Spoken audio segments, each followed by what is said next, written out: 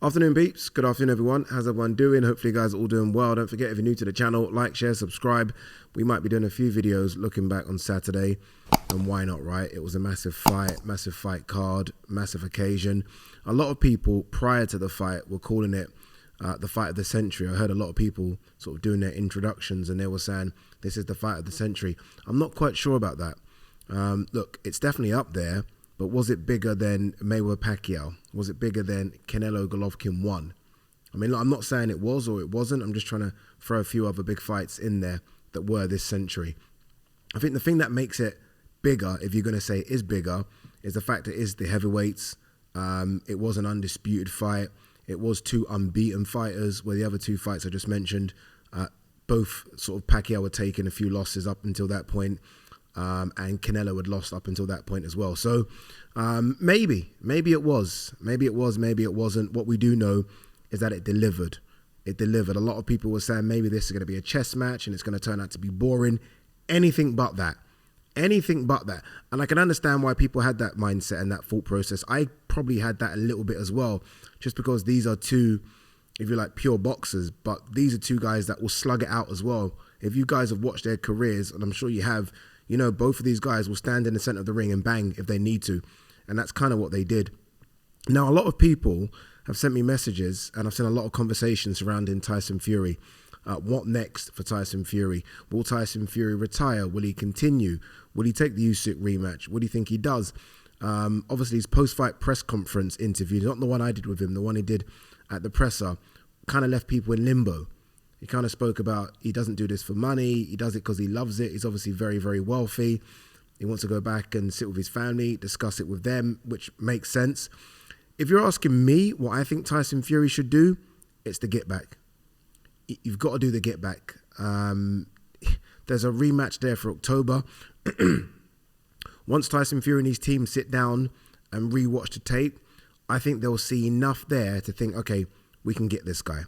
Like, if this was just a one-sided beatdown, then I would say, okay, maybe Tyson Fury needs to let someone else step in, whether that's AJ, whether that's the winner of Hrgovic, Dubois, whoever.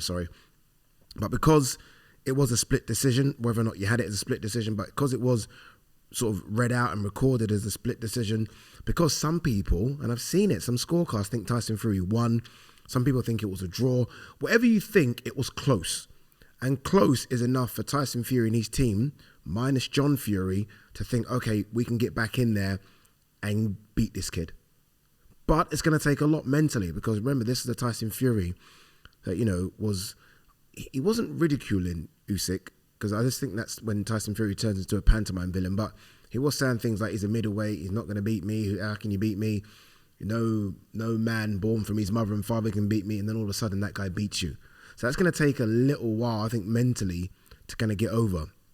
But Tyson Fury, disregard what he says, Tyson Fury wants to be known as an all-time great.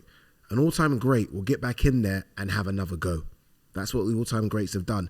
No heavyweight boxer, apart from the one he fought, has walked away from this game unscathed. They've all suffered defeats, but they've all got back in there and had a go. Do you know what I mean? So I would like to think Tyson Fury will look back, look at, I think it was round 4 or 5 where he really hurt Usyk, where he's basically in his element, right? Almost vintage Tyson Fury. And I think he should look at that and think, okay, we can get this guy. And understand, the guy that he's trying to get, and Tyson Fury knows this now, more than anyone having shared the ring with him for 12 rounds, is an incredible talent. Like, Alexander Usyk, people, is special. Alexander Usyk, and I haven't said this about, I don't think any heavyweight of this era will compete in any heavyweight era. So you can go all the way back to the 40s and the 50s, the 70s, which is considered the golden era for heavyweights because of Fraser, Ali, Norton, and the rest, right? It's considered the greatest era. Like, he would compete in any era. He is 6'3", 221 pounds, and he has the boxing IQ to go with it. So he is literally their size. George Foreman was what, 6'4", 220. So Usyk would be as big as Foreman and as skilled as any of them. He is insanely talented. He's got this will to win. And that's what Tyson Fury is up against. And you know, I was watching AJ a bit ringside, because obviously AJ took quite a bit of stick for losing to Usyk back to back. Hopefully this shows people that AJ isn't a bum. He just lost to something insanely good. And now he's beaten Tyson Fury. I think, I don't want to say that's helped AJ, but if I'm AJ, I'm like, see, I told you. That's my thought process if I'm AJ. Like, I told you this guy's good, because he is that good. But yeah, for Tyson Fury, back to it. Just take some time out. Take some time out. What are we now? May. The rematch was supposed to be October. Take some time out. Look at your team, honestly. And look, I understand.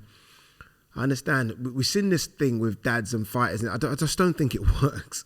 Honestly, I don't think it works. Dads are far too emotional. I've seen it. You've seen it countless times, right?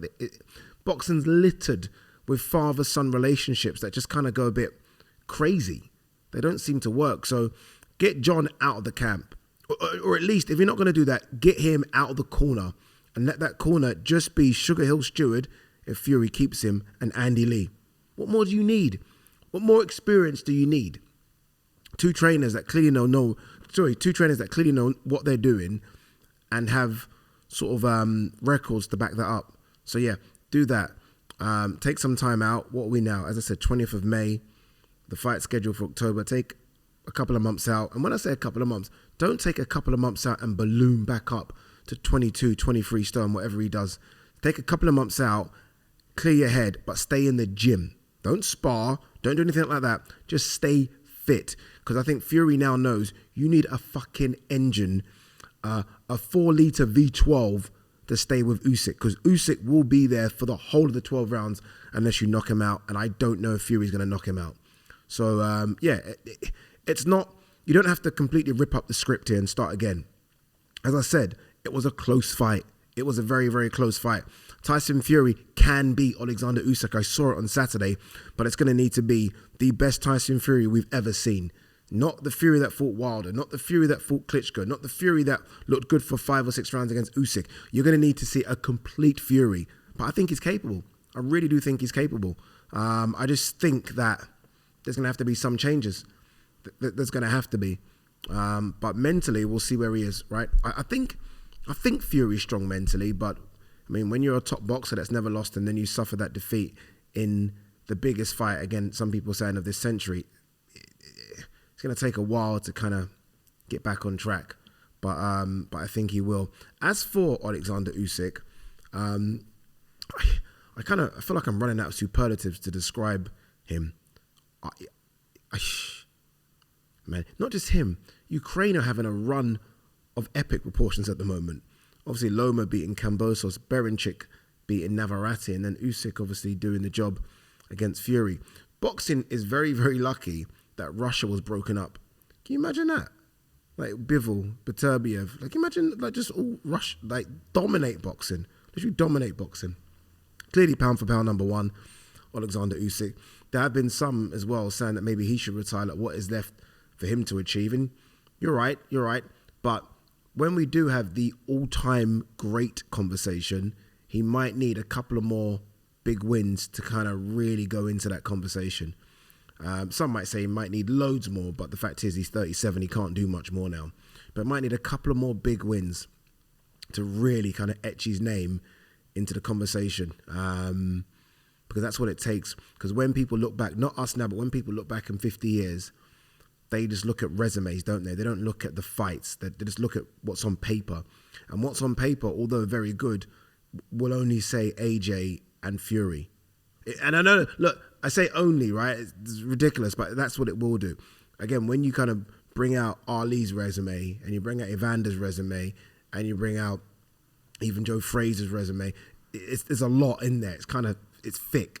It's thick in terms of defenses and fights. So it probably needs a couple more. But Jesus Christ, this man is special. He's special. Anyway, guys, girls, that's my thoughts. Fury continue. Rematch in October. No John Fury. Andy Lee, Sugar Hill Stewart. And we go again.